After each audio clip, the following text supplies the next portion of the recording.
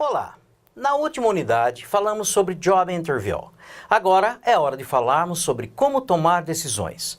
O que você pode ou não fazer no âmbito profissional. Você também vai aprender um pouco mais sobre o uso dos verbos modais should e have to. Vamos lá? Abra seu livro e acompanhe comigo.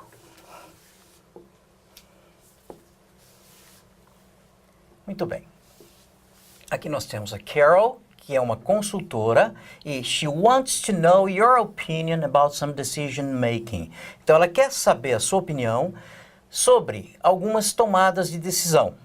Se você agree, concorda, ou disagree, ou não concorda com cada um desses itens aqui. Então, dê uma lida em cada um deles, tá? E faça uma reflexão a respeito. Pense um pouquinho a respeito se você concorda ou não com a consultora, tá? E seria legal você pensar, mas por que sim e o por que não, né? Estar preparado para responder esse tipo de questão. Então, ela vai te dar uma série de opções, né? E você vai pensar se você concorda ou não com essas tomadas de decisão. Muito bem.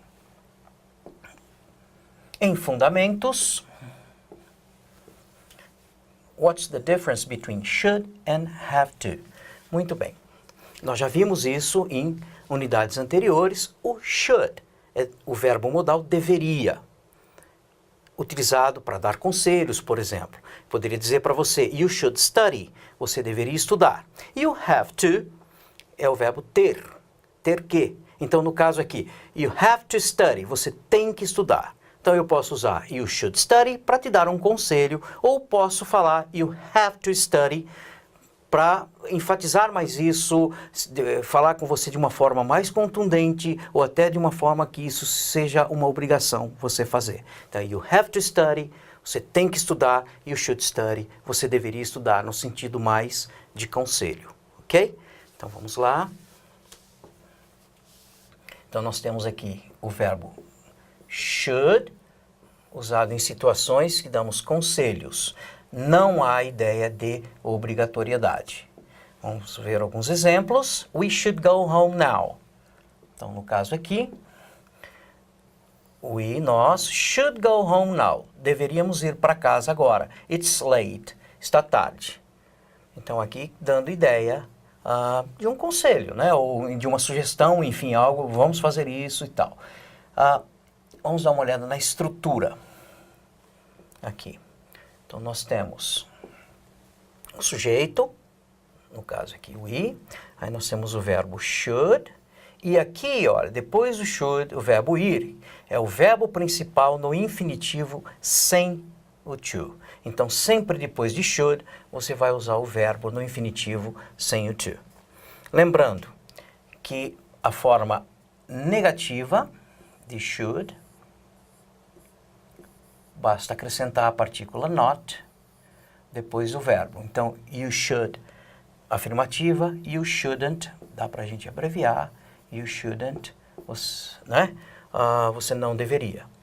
E, na forma interrogativa, basta colocar o should na frente do sujeito. Então, por exemplo, você deveria ir, should you go now? Então, você colocou o should na frente do sujeito para fazer a interrogativa.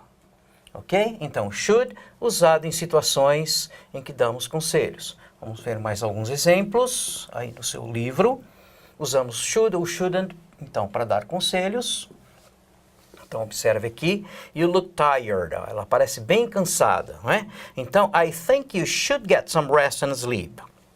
Eu acho que você deveria descansar um pouco e dormir. Então, estou dando um conselho, fazendo uma sugestão, não é? Aqui, Paul works very long hours. Então, aqui eu vou demonstrar uma opinião sobre alguma coisa.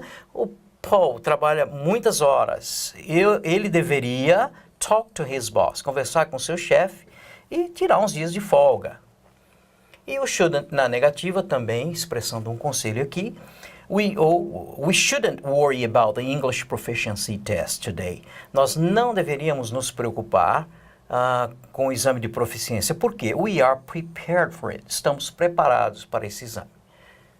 Tá ok? Então, o should usado para dar conselhos, fazer sugestões. Muito bem, dando sequência, nós temos o have to. Então, no caso do have, você pode expressar a sua opinião, só que de maneira mais contundente. Ou ainda, né, isso dê uma conotação de algo que seja obrigatório. Tá? Então, have to, você tem que fazer alguma coisa. Só que cuidado para não causar conflitos com o seu interlocutor. Então, muitas vezes, é preferível a gente usar should em determinadas situações do que o have to. Porque conforme a situação que você usa o have to, pode se tornar um pouquinho até ofensivo, né? Mas também pode dar essa ideia de algo um pouquinho mais contundente, tal. Depende realmente da maneira com que você fala, depende do contexto em que o seu diálogo está envolvido. Muito bem, dando sequência, vamos ver alguns exemplos. You have to go home now, it's too late. Então você tem que ir para casa agora, é muito tarde. Dando uma ideia de algo mais contundente, de algo até obrigatório. Vamos ver a estrutura. Aqui vale a pena a gente relembrar que a conjugação do verbo have para he, she, it é has. Então, eu tenho que ir. I have to go. Então, eu tenho que ir. I have to go. Mas ela tem que ir. She has to go. Então, he, she, it, você vai usar o has. Então, a estrutura, você tem o sujeito aqui, have to, mais o verbo no infinitivo. Lembrando que para negativa e interrogativa do verbo to have, nessa situação, nós temos que usar os auxiliares do, does, o did. Ok? Então, tanto para negativa quanto para interrogativa. Vamos lá. Observe aqui no exemplo do seu livro. Have to e has to. Has to para he, she e para it. Muito bem. Então, usamos para dizer que algo é realmente necessário. Ou até que algo é obrigatório. Então, no caso aqui, ó, I have to clean my desk. It's a mess. Eu tenho que limpar a minha escrivaninha, porque está uma bagunça, não é? Então, é necessário que eu arrume, senão eu não consigo nem trabalhar aqui. E nesse outro caso, observe aqui a bronca que o boss está dando aí no employee. Né? You have to arrive on time every day. Você tem que chegar na hora todos os dias. Então, aqui é obrigatório, ok?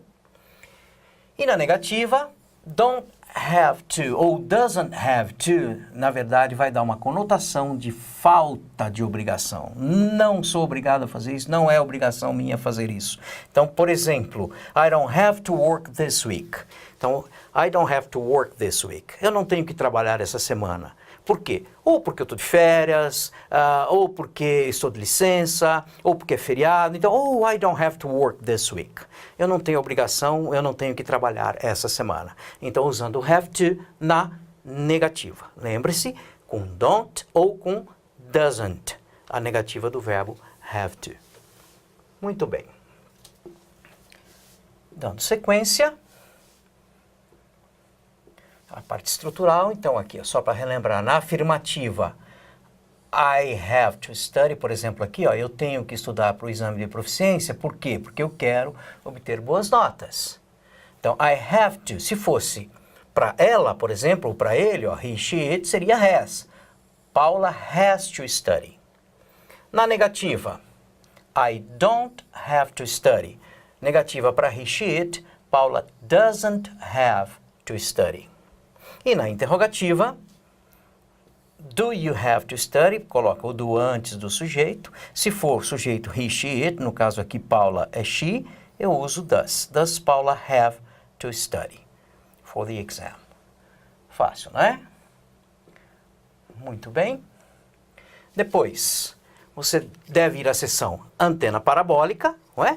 E lá você tem várias dicas de how to avoid conflict in the workplace. Como evitar conflitos no seu local de trabalho. Então, dê uma lida e dá uma refletida sobre tudo isso. Tá ok? Por hoje é só e até a próxima.